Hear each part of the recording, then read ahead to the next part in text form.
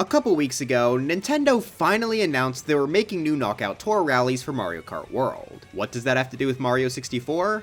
Nothing. I could not, for the life of me, figure out how to write a video expressing my thoughts on how weird that update is. Instead of blaming my brain for having writer's block, because a brilliant mind like mine would never struggle, I'm gonna blame the heat. Heat? Like Lethal Lava Land? I know what we're gonna do today! So while I think of a way to somehow express my thoughts on the Mario Kart World update, I thought it'd be fun to take a detour and talk about Lethal Lava Land. Growing up, I remember liking this stage a decent amount. You could even say it was pretty fire.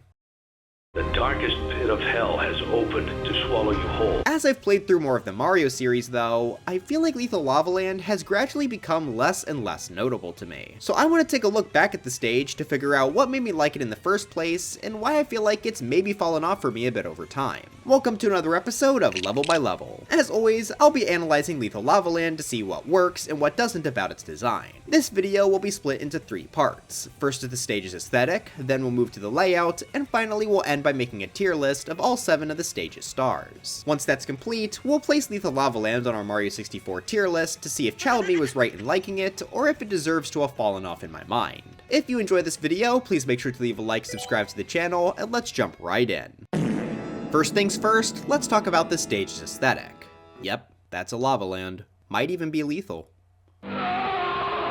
This is one of 2 lava stages in Mario 64, with the other being Bowser in the Fire Sea. Unlike that level, which is sort of a lava tower, Lethal Lava Land is an extremely flat stage. It literally just looks like a Minecraft super flat world, but with a bunch of random stuff thrown on it. And I really do mean random stuff. Unlike many of the other courses that feel like they could be their own spots in a world, Lethal Lava Land gives off very strong Roblox obby vibes. It's kinda similar to Rainbow Road in that way actually, though I'd say Lethal Lava Land is a bit better when it comes to feeling consistent. The colors here are generally pretty dark and gloomy to fit with the lava atmosphere. Lava courses are also pretty common throughout the Mario series. I think pretty much every Mario game has had a couple. Before Mario 64, lava courses were mostly just kept to being inside of castles. However, that is definitely not the case here. Technically Lethal Lava Land is inside of Peach's castle.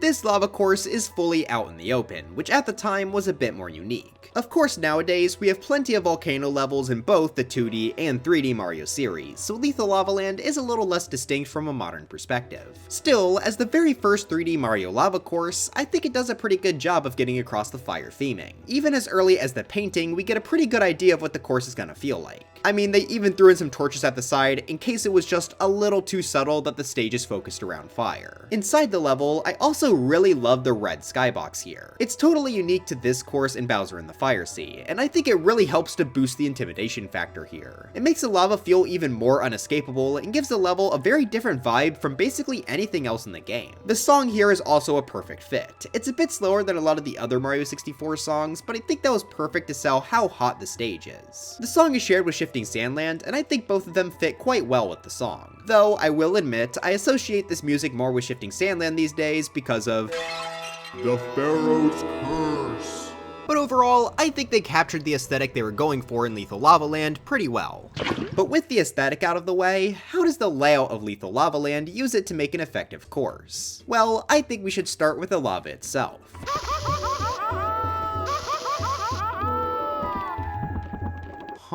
Yeah, despite the name of the course, the lava here is actually less lethal than every other Mario game before this. In previous titles, jumping into lava is an instant death.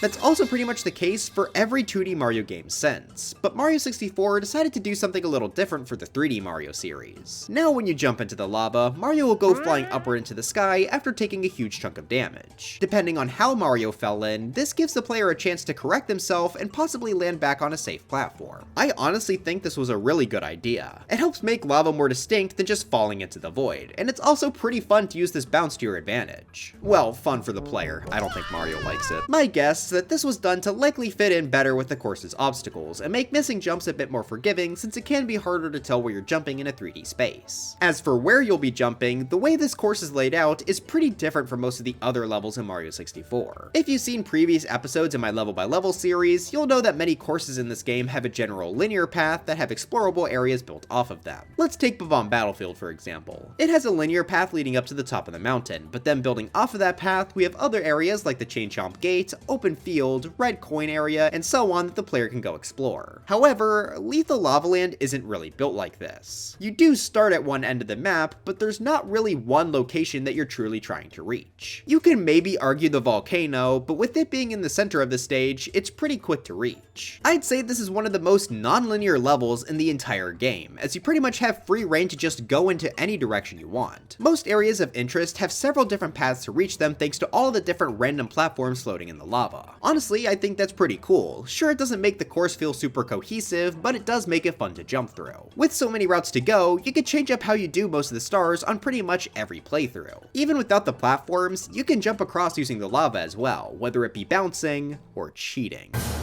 Yeah, for some reason, certain moves that Mario can perform just ignore the lava entirely, so if you want, you could just slide kick over the lava at points, which is kinda funny. But overall, while the level doesn't feel much like a lived-in world due to just how messy the course design is, it is at least pretty fun to run through. The lava is used well to help aid with the theme and gameplay, so I don't have too many complaints on the layout, even if it is super weird. But a good layout is nothing without good stars, so let's see if the stars in Lethal Lava Land are worthy of placing high on a star tier list. We'll be going in order here, starting with star number 1, Boyle the Big Bully. Upon entering the course, we are immediately given a text box that reads, "Don't be a pushover. If anyone tries to shove you around, push back. It's one-on-one with a fiery finish for the loser." So kids, if you're getting bullied at school and shoved into lockers, you know what you have to do. Jokes aside, this text box is pretty helpful as it essentially gives a tutorial on what you have to do to defeat this course's main enemy, the bullies. We'll see one in just a second, but before we get there, we start with a small jump over the lava. This simple jump helps to build up to the more complicated jumps we'll have to deal with later, and also might show the player what happens if you do accidentally slip into the lava. That's not the only fire obstacle this course has to offer though, as the next section shows off Lethal Lava Land's fireballs. I remember these honestly being more difficult to deal with than the lava itself, as they'll occasionally bounce across the bridge and set Mario on fire. If that happens, Mario will decide to run around like a maniac and possibly burn himself more by falling into the lava. So it's pretty safe to say that you'll want to avoid these fireballs whenever they show up. I think this was a great way to adapt the lava bubble enemies from the 2D Mario series as well. But speaking of enemies, it's time we face our first bully. Now this one is placed in a pretty tricky spot since it has the high ground, requiring us to jump up to reach it. Now normally, this would not end very well for Super Mario. But in the case of Mario 64 here, this is quite helpful for explaining the bully's mechanics. In case the player didn't understand the text box from earlier, this encounter will likely show how Mario interacts with this enemy type. Jumping up to it will cause Mario to knock it back, which teaches the player how they can go about pushing this guy into the lava. There are a lot of ways to fight against a bully, whether it be jumping, ground pounding, punching, etc., and I think it makes the bully one of my favorite enemy types in the entire game. Not to mention that I've always just loved their design too. But if Mario successfully pushes the bully into lava, he'll be rewarded with a coin. If instead Mario gets pushed into the lava, then the player is able to at least quickly recover thanks to the lava boost. So this encounter works as a great introduction to this enemy type that we'll be seeing all throughout this course. Now as I mentioned before, there are basically infinite ways you could go about reaching each star, so for the sake of this video, I'll try to stick with the most intentional feeling route I can find for each one. So to reach the big bully, Mario needs to take a left and go across a drawbridge. This obstacle isn't too difficult, but I could see someone getting tripped up by it if they decide to jump really early. From here we have the choice to fight a Mr. I, which I think is a really funny inclusion in this course, as he's the only other enemy here beside the bullies. It really helps sell the idea that this course is just a bunch of random elements slapped together, like sure, throw in the floating eyeball. Moving away from him, we get brought down onto one of Lethal Lava Land's many unique platform types. Now when I was younger, I thought the lava as a whole was rising up and down, but as it turns out, it's really the platforms sinking into and out of the lava. That makes it obviously dangerous to stay on for a long time, even if the center does always remain out of the liquid. I like that the stress of the lava moving up could influence the player into making a risky jump and ending up being hit by a fireball. Then we get put onto this interesting sliding puzzle, but we'll get back to this in a bit with another star. So after that, we come face to face with our second bully encounter, but this time we have to face two of them. So that was a lie. This gives us more practice with the enemy type, as our final test for the star is coming up really soon. We've only got 3 more platform types before we get up to the big bully, starting with this rotating platform of fire. Due to the ground moving underneath Mario, this can easily throw off your movement and end with you burning yourself by accident. Also, don't try to cheese this by jumping on the center, it's very buggy. After jumping across a set of floating planks and another sinking platform, it's time to boil the big bully. He works basically the exact same as the normal bullies, so you have to defeat him in the same way. I usually find ground pounding to be the easiest way to do this fight, but like I mentioned before, you have a ton of options. The fight is generally pretty easy, since even if you get hit off, you can always bounce back in, though you do have to worry a bit about your health. Still, I think the unique knockback based mechanics do make it fun enough, and it's always satisfying to send him flying into the lava to boil alive. Once the bully is dead, the star will spawn up on another platform at the back of the stage, so all you have to do is jump up and reach it. If you manage to avoid the falling block trap, the star comes to a close. Overall, I think this was a really solid opening to the course. It has a decent amount of platforming and introduces the enemy of the course quite well. Like I mentioned before, I also love how there are a ton of different routes you can take to reach this star, which makes it fun to return to as well. Still though, I can sadly only give this a B tier. That is still good, but it could have been an A had this tier list been considered in a vacuum. That brings us to star number 2, Bully the Bullies. Pretty similar title to the last one, huh? Well, that's because this star's objective is also pretty similar. Our last Mario 64 level by level had us talking about Tall Tall Mountain, which had a ton of repetitive stars, as most of them required you to replay through the entire level. Luckily, Lethal Lava Land's repetitive content isn't as bad, but it still could have been better. The goal here, just like the last star, is to kill some bullies. We'll even find them in a pretty similar spot at the back of the stage, though the platform this time is a little bit more to the right. So for this one, we'll go down a different path, starting with us jumping onto these tilting platforms. These can dip into the lava, but these platforms are pretty big, so they're not really too dangerous. The sinking platform after them is definitely the scarier obstacle, though I do like how the coins highlight where it's safe to stand. But none of the platforms in the entire course are as terrifying as the Squiggly Path of Doom. I do like how there are some fireballs here, but this path is pretty easy to just jump past using a long jump or something. The final obstacle before reaching our target is this set of 4 sinking platforms. These are a bit more unique than the others we've seen, as just the very center of them stay above the lava rather than the entire line down the middle. It's honestly kind of satisfying to watch all these platforms move up and down in sync. But that brings us to the part where we get to bully the bullies. This time, we have to fight against 3 of them at once.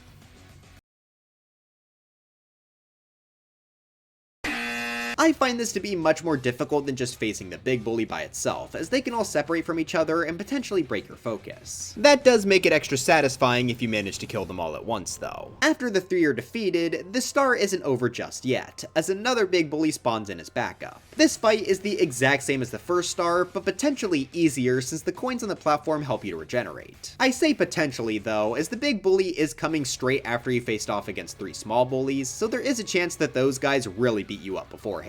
But after you boil the big bully- wait, wrong star. But after you bully the bullies, you'll be given the star. So overall, this one was just way too similar to the first. It is helped by the fact that you can choose to go down a different route here, but when the core idea is so similar, it makes both stars feel less original. So I'll put this in B tier right next to star 1. It is better than the first star thanks to the triple bully part, but really, the difference in quality is negligible. Star number 3, 8 coin puzzle with 15 pieces. This star is really weird. Every stage in Mario 64 has a red coin mission, requiring the player to collect all 8 of them to get the star. I usually separate these red coin missions into 2 categories. Some stages will have their coins spread out across the entire course, requiring a lot of exploration in order to find them all. Other courses will have them bunched up into one spot, but require the player to do a bit of platforming to collect them all. I wonder which one Lethal Lava Land is. As the name suggests, we have to run back to the sliding puzzle I mentioned back in star number 1. Now, as a set piece, I think the sliding puzzle is really fun. It's very distinct from anything else in the game, making it one of the most memorable parts of this entire level. However, that does not make this a good spot for a red coin mission. All 8 of the coins are just directly on top of the tiles, so all Mario has to do is run between them and boom, he has the star. Sure, the tiles can move from underneath you, but only one moves at a time, and even if you fall into the lava, you'll land right back onto the puzzle. So this becomes by far the easiest red coin mission in the entire game. Even a super sloppy run of this star takes less than a minute to complete, which is a huge difference from basically every other red coin mission. I get that they probably wanted to make the slide puzzle the highlight of a star somehow, but this was not the way to do it. Stealing the red coin mission is extra sad here because I think this course's layout is perfect for an exploration-based red coin mission. There are so many random platforms here that seem tailor-made to hold a red coin on them. And also, spoilers for a future star, but we eventually get a shell to surf on the lava too.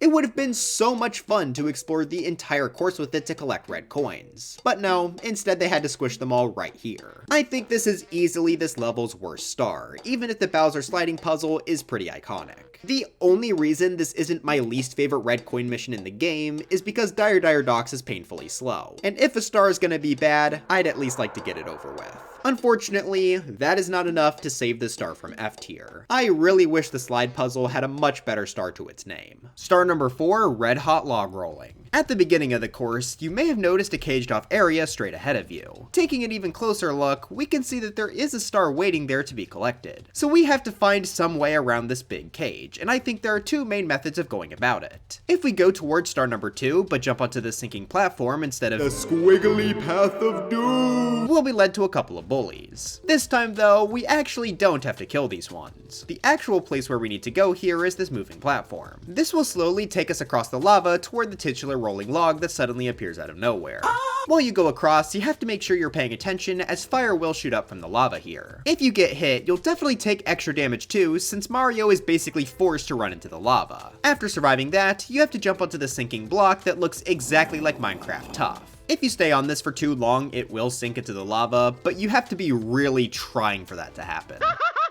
Our final obstacle before reaching the star is of course the rolling log I mentioned, which requires Mario to run to the left side to have it spin across the lava. This is pretty scary though, as one wrong move can have Mario himself roll off and burn to death, so I think this was a great element to highlight for this mission. Once you reach the other side, it's pretty simple to just run down and grab the star. Now we're not done just yet, as I did mention there being two main routes for this. Up until now, I haven't mentioned that this course actually has a wing cap. If you jump across the lava from the start, you'll be able to find it on a floating island. Alternatively, you could also murder this Mr. I and take a teleport point underneath him. But using the cap's flight abilities, you're able to land on the small gate at the start of the course, and then from there you can get just enough height to pass over the fence and grab the star. This is usually the method I use to grab it, and I think it's a really cool shortcut. It takes a bit of thinking to pull off, and isn't completely free as the glide is pretty tight. The wing cap can be useful to reach other parts of the stage as well, but I think this is the star where it really shines. Also, if you're skilled enough, you can even wall jump past the fence too. I am not skilled enough, I go wing cap. So overall, I think this is a solid A tier. It's being held back from S because it is pretty short and a bit less memorable than some of the other stars, but I do still think it's fairly fun no matter what path you take. Star number 5, hot-foot it into the volcano. As that name suggests, we're finally going to see what that volcano is about in the center of the course. Making our way over to the spinning ring around the volcano is pretty simple. The spot itself isn't too dangerous either. You can maybe get hurt by the burner if you aren't paying attention, but there's literally only one of them, so you should be fine. The volcano can also occasionally erupt, though from my experience, it's mostly visual and doesn't really pose a threat. It's good that it's mostly safe too, because we're about to jump in. This is our first star to bring us into this course's sub-area. I usually really like it when courses have these, as they allow the developers to create a much more unique and cohesive area. The goal in here is pretty clear, as you simply have to reach the top of the volcano. Once we jump across a few rocks floating in the lava, we reach the main path going up to the star. You'll notice that it's pretty thin, which helps make the climb more dangerous, as Mario slipping off will lead straight into a fiery doom. A lot of the obstacles also work quite well with a thin path, like the burners that could cause Mario to run off, and the bully that can shove him off. After that guy, we also come across a suspiciously cut out wall. Yeah, I'm sure it's fine. I don't even know why, but I think this obstacle is kind of funny. This isn't too hard to avoid if you know about it, but I do find it fun trying to side flip over it to save a bit of time. That brings us onto a series of floating islands that really test the player's ability to make jumps. I like how jagged they are to match with the volcanic setting, and it does feel stressful trying to make it across. More burners and another bully greet us on the other side, and I especially love the bully encounter as it's on a super thin bridge going across a lava fall. It makes the fight harder and look pretty cool too. Also, pro tip, this lava fall is actually functional. If you want to skip most of the climb, you can jump right into this thing and Mario will shoot up the volcano at high speeds. This is still difficult to pull off, but if you manage to do it, it saves a lot of time. But that brings us to what I think is the scariest part of the star, the poles. Mario has to climb up and jump across several poles to reach the star, but even just one missed jump will have him falling back to the start. The best way that I found to do this is to turn Mario into the direction of the next pole and then immediately jump. However, due to depth perception and all that, it can sometimes feel like you're a little off in the direction you're facing. It adds a bit of intensity to each A-press here, as each one could send our mustachioed friend plummeting towards his doom. If you manage to make it past all the poles though, we finally reach the platform with the star. Also, before we move on, this platform is always stuck in my mind because they added so much detail here for no reason. Like, these block pillars only ever exist right here and nowhere else in the entire game. The platform below the star is also very nice, though funnily enough, the ramp just has absolutely no collision. I do like that they added all this detail though, it makes the star even more memorable to me. But with that said, I think this is definitely my favorite star we've seen so far. Not only is the volcano a great set piece for a lava course, but they use the setting really well by having a decently challenging platforming section. It sort of feels like this is the culmination of what Lethal Lava Land has been leading up to, so I have no problem putting this up in S tier. Definitely a very fun star. Star number 6, Elevator Tour in the Volcano. Once again, we got ourselves another volcano star, though I'm gonna be honest, this one definitely feels a lot lamer than our last one. To reach it, you simply have to go in the opposite direction that you did for Star 5, which will eventually lead you to a moving platform. Now, if you know anything about me, you know that I really don't like auto-scroll levels. Having to wait for the screen to scroll or a platform to move is oftentimes pretty boring. At least in Star 4, the game made it a bit engaging with the fire spinning out as you wait. On this platform though, there's basically no obstacles, so a large chunk of the star is literally just standing still. You still have to pay attention though, as if you aren't, you might miss the jump onto the second platform. Actually, that does remind me. If you do know about the second moving platform, you can use a lava bounce to reach it and save a lot of time. I appreciate that skip being here, but it's not enough to make me like this star. Luckily, the second moving platform is a lot shorter than the first, as you can pretty quickly jump onto a pole and then a floating island with a spinning burner. If you're really unlucky, the burner cycle might catch you at a bad time, but this jump is fairly easy for the most part. After climbing up the second pole, you just have to jump across a few tiny pebbles, and then you've reached the end. This one definitely feels like a filler star. It retreads the volcano idea in a much less interesting way. Sure, it's nice that you can skip most of the moving platform, but when you do, there isn't much content left for this star to have. It's not necessarily unfun, so I think I'll just put it in C tier. I could see someone liking it, but the first volcano star is leagues better. Star number 7, 100 coins. And it's finally time we reach our last star, and this is the one I had the hardest time making up my mind about. 100 coin stars are usually pretty difficult to analyze since there are so many ways a player could go about completing it. In Lethal Lava Land, there are 133 total coins, which I think is a pretty good range to give the player some wiggle room while not having so many coins where it becomes too easy. Most of these coins are scattered across the course's several floating islands, so even though the red coin star didn't make us do this, at least exploring around is needed for the 100 coin mission. That means this star is perfect for using this level's Koopa shell. It can be found right near the start after collecting star number 4, and I think it makes for a really fun way to travel across the stage. You're able to ride on top of the lava now without getting burned, which lets you get access to many more of the level's coins. I love how many islands are even sloped into the lava, which makes riding on top of them with the shell even more fun as you don't even have to jump up to them. The shell also makes the decision to include Mr. I much better, as spinning around it in the shell is super satisfying. That said, the shell isn't a free pass through the stage either. If you accidentally bump into a wall, it's basically all over. So I think that makes a 100 coin mission a really fun, fast-paced journey with the shell that allows you to explore every corner of Lethal Lava Land. Of all the stars in the course, this is the one that I have the most fond memories with when I was younger. So with all that said, why did I have trouble placing this? Shouldn't it just be an S tier? Well, unfortunately, if you look at what's already an S tier, you'll find my one pretty major issue with this star. Depending on how you go about completing this star, the volcano can cause the player to get completely locked out of it. Luckily, there are 107 coins in the main area of the level, so you don't ever need to go into the volcano here. However, if a player does go into the volcano because they think it's either necessary or just think it's a good source of coins, they won't be able to leave. For some reason, many of the sub-areas in this game just don't have any exits, so if you go into the volcano with less than 74 coins, you can't complete the 100 coin star and have to start over. I think that's a pretty bad oversight, and I'm sure it's caused a lot of frustration for players that didn't give going into the volcano much thought. What makes it more annoying is the fact that even after you die, you can't re-enter the stage normally. For whatever reason, re-entering the painting after going into the volcano will just make you spawn back in the volcano. So if you made the error of going into the volcano during the 100 coin star, you have to either enter another stage entirely and then go back to Lethal Lava Land, or collect one of the 2 stars in the volcano. So I don't think it's that controversial to say that this is a pretty bad mistake from the developer's part. If there was a pipe in the volcano that led to the outside, this star would easily be an S tier, but without it, I'm not so sure. I still have a lot of fun coming back with it, but I just can't ignore an error that massive. So I really don't know where to put this star in the tier list because of that. Anywhere between the S and C tier made sense for me, and if you put it in any of those, I definitely wouldn't blame you.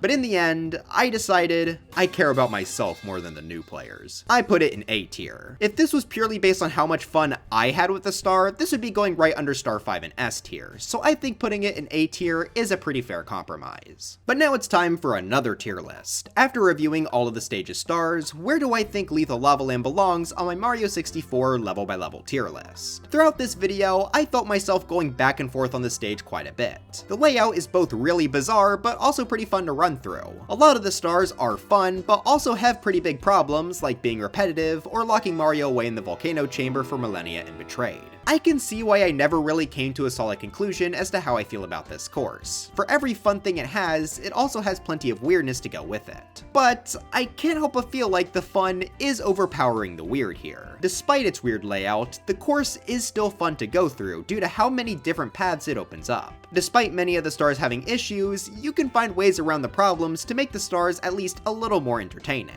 So in the end, I think Lethal Lava Land deserves to be placed up in B tier. I'll put it below Wet Dry World, since I feel like that stage is a bit more unique in terms of its aesthetic and stars. But in the end, I do think Child Me was correct in enjoying Lethal Lava Land. You just have to go about it in the right way.